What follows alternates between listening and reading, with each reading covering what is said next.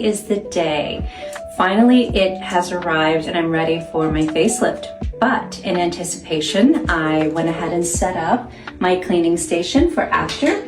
I have gauze pads, I have Q-tips, I have my bacitracin ointment, and I have non-stick pads just in case, hydrogen peroxide, and for me, I have a button-up shirt on. It's black, and when they perform the surgery, they'll just turn the collar down for me, so they'll have a clean work area. I wear a button-up shirt so that I don't have to pull it on or off when I get home from surgery. And it's a comfortable shirt, and it's black, so if anything spills on it, it's cleanable and you can wear it again. All right, wish me luck.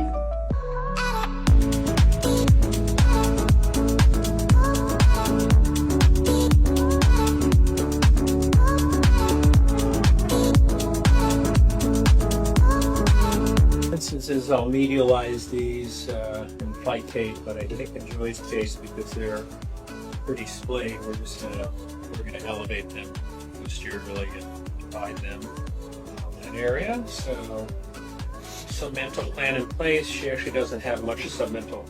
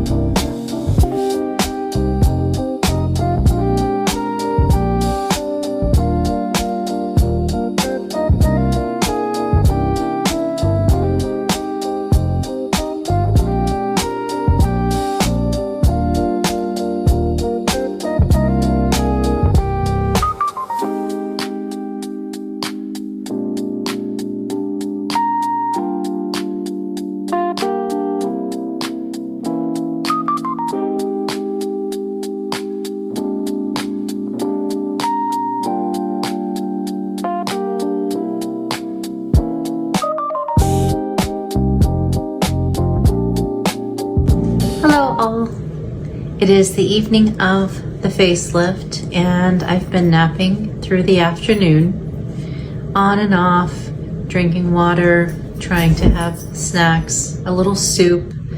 It's important to have soft foods ready, like yogurt, as I take my antibiotic for the evening and Tylenol before bed. Your doctor will prescribe you pain medication if you prefer it. I prefer Tylenol and lots of water. So you have to hydrate to get through this. And ice packs are preferable, even in the day one stage where you're just hours after the facelift. Your ice can't get to the actual wound, but it does feel good to put it around the neck that is exposed on the sides and in the back and in the front. It does feel good. If you have smaller ice packs that you want to put on your cheeks, you can. That also feels good. The cold will radiate. Anything you can do to be comfortable. Sitting up, lounging, those are the best ways to rest. The flatter you lay, the more swelling you'll have. So try not to lay flat after the surgery. I can't wait to have this removed tomorrow morning, but I'll make it through the night just fine. Well, that's day one. Thanks for following.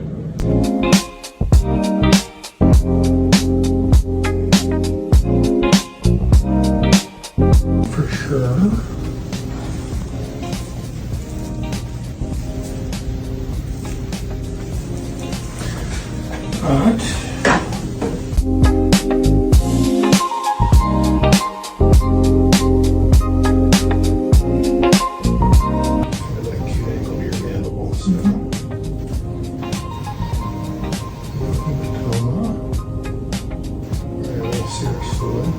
That's just the suture recruitment. Obviously that'll settle down.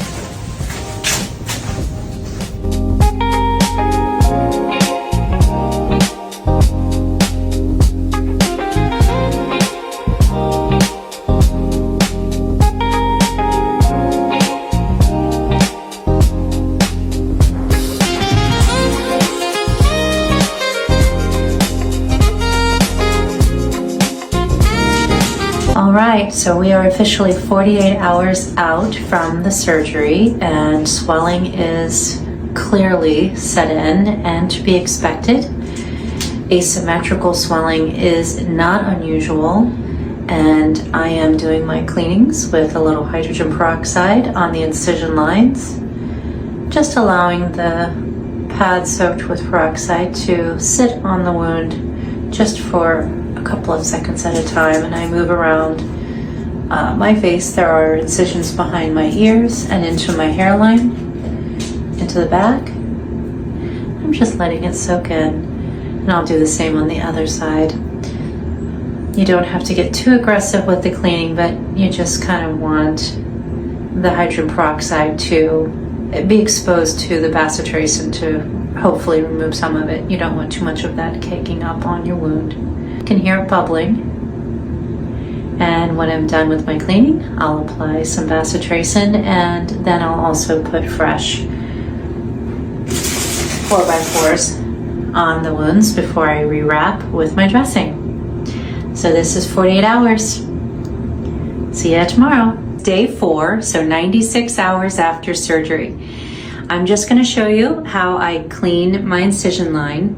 I've already taken a shower for the evening, so typically if I were going to clean the incision line, I would have a mixture of hydrogen peroxide and water in here, 50-50, and I would take a 4x4, dip it in, and I would hold it on the incision line. As you can see, I've been trying to keep them very clean.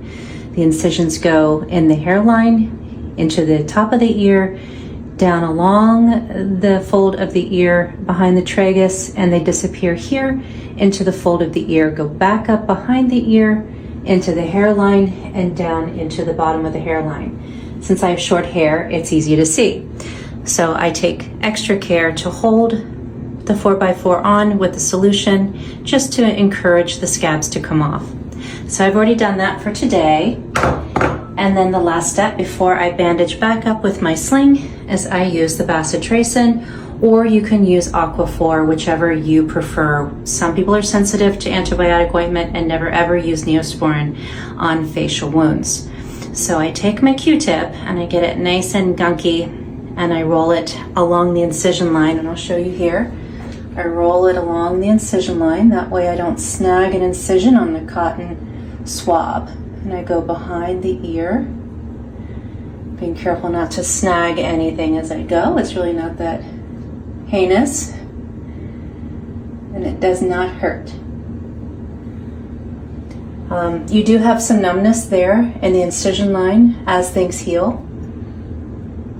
So be careful brushing your hair, be careful with a hairdryer, be careful if anything, if you're using a curling iron, which you probably won't be, but just be very careful because you're going to be a little numb in that area. You can see how tight and swollen it is, and my swelling is asymmetrical, totally normal. That will settle out as things continue to heal. So we'll check in tomorrow and see how things are going. Have a good night. Hi everybody, and happy day 6. I'm doing so much better. My swelling is coming down. Still a little swollen on the right side. Again, asymmetrical swelling. Left side's looking really good. Jawline's looking great. Incisions are clean. I've cleaned them 3 times a day, every day, since Saturday. And everything's looking good. Ready for stitches to come out tomorrow. All of the blue stitches that are in front of the ear and into the hairline, into the crease of the ear will come out tomorrow. The dissolvable stitches in the back will stay until they either become a problem, itchy or irritated, and then I have the nurse remove them. But for now, just the blue ones will come out tomorrow. And don't forget this one. So I've got some bruising that's kind of gone down the neck, totally normal. That's normal. And it's going to disappear into the chest area as things start to heal even more. So I really never had black and blue, just a little bit of the kind of the greenish yellow, just a little bruise there, but otherwise pretty normal. Little bruise here too, but that's going away too. All right, happy day 6.